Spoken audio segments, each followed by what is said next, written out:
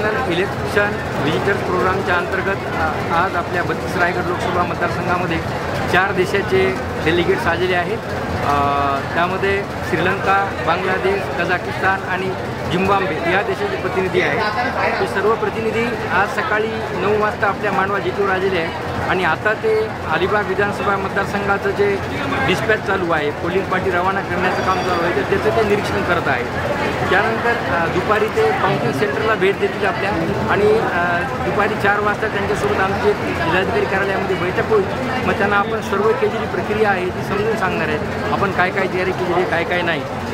त्यानंतर मग आज ते मुक्काम करतील अलिबागमध्ये आणि उद्या सकाळी ते प्रत्यक्ष मतदान केंद्रावर जी मतदान प्रक्रिया चालू असेल त्याचं अवलोकन करतील आणि अवलोकन करून ते सगळी प्रक्रिया आपली समजावून घेतील।